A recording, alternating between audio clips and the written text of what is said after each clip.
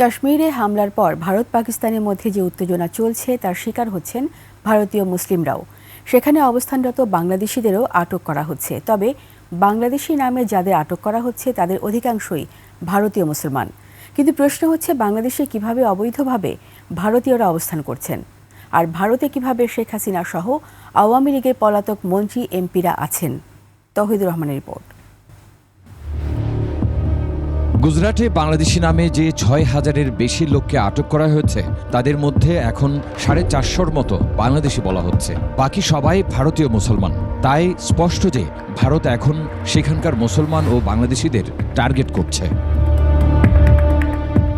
কিন্তু বাংলাদেশে অনেক অবৈধ ভারতীয় আছে। টিআইবি তাদের এক জরিপে জানিয়েছিল, বাংলাদেশে বৈধ ও অবৈধভাবে কর্মরত বিদেশি কর্মীদের সংখ্যা কমপক্ষে 2,50,000। এই অবস্থার পরিবর্তন করতে হবে। স্বরাষ্ট্র উপদেষ্টা গত ডিসেম্বরে অবৈধ বিদেশিদের আইনের আওতায় আনার কথা বলা হলেও তৎপরতা তেমন নাই।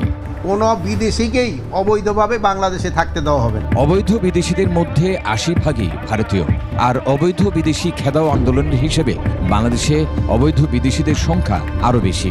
শুধু অবৈধ ভারতীয় আছে 5 লাখেরও বেশি। এই ভারতীয়দের উচ্ছেদ না করতে পারলে এদেশ কোনোদিন এই শৃঙ্খল থেকে, এই বদ্ধ জীবন থেকে মুক্ত হতে পারবে না। যদি কোনো অন্যায়ভাবে অবৈধ অভিবাসন ব্যবস্থাপনা এর আগে মেনটেন করে থাকে, তাহলে এই সময় এই জিনিসগুলোকে কখনোই রান করতে দেওয়া উচিত না। তাদেরকে রেগুলারাইজ করার জন্য দুই রাষ্ট্রের মধ্যে দ্রুততম সময়ে এটার সমাধান খুঁজে বের করতে হবে। জেনেক্সে শিফট করো, লাইফকে লিফট করো। ভারতীয়রা প্রতি বছর বাংলাদেশ থেকে $5 বিলিয়ন রেমিটেন্স নিয়ে যায় বলে অফিসিয়াল চ্যানেলে জানা যায়। তবে ব্যবসায়ীদের হিসেবে আরও $6 বিলিয়ন নিয়ে যায় অবৈধভাবে। বাঙালি ছাড়া বাকিদের তো সহজেই চেনা যায়, আর বাঙালিও চিনতে খুব একটা কঠিন হওয়ার কথা না। এবং যেটা যদি কেউ শেল্টার দিয়ে থাকে তাহলে তারাও আইনের চোখে দোষ।